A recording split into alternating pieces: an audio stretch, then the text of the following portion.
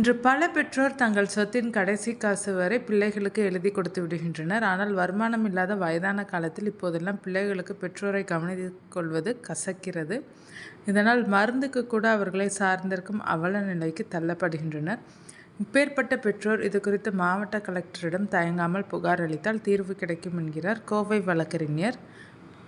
வயது முதிர்ந்த பெற்றோரை பராமரிக்க வேண்டியது சட்டப்படி பிள்ளைகளின் கடமை. பெற்றோருக்கு சொத்து இருந்தாலோ அல்லது இல்லை என்றாலோ பிள்ளைகளிடம் மாத பராமரிப்பு தொகை பெற சட்டத்தில் வழிவகை உள்ளது. நேரடியாக நீதிமன்றத்தை அணுகி நீதிமன்றம் வாயிலாகவே பராமரிப்பு தொகையை பெற்றுக்கொள்ள முடியும்.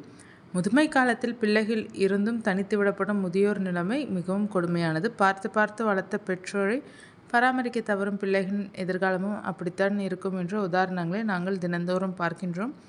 தவிர பலர் சொத்து முழுவதும் எழுதி வைத்து மருத்துவ செலவுக்கு கூட தவிப்பதை காண்கிறோம். இதுபோன்ற பெற்றோர் சட்ட ரீதியாக அணுகினால் எளிதாக சொத்துக்களை திரும்ப பெறலாம். பெற்றோர் மற்றும் மூத்த குடிமக்கள் பராமரிப்பு சட்டம் 2007 பிரிவு 23 கீழ் கலெக்டர் அலுவலகத்தில் மனு கொடுத்தால் போதுமானது. உரிய விசாரணை மேற்கொண்டு உடனடியாக சொத்து உரிமையை ரத்து செய்து பெற்றோரிடம் வழங்கப்படும். ஆகவே பிள்ளைகள் கொடுமை செய்தாலும் சகித்து கொண்டு வாழ வேண்டிய அவசியம் பெற்றோருக்கில்லை.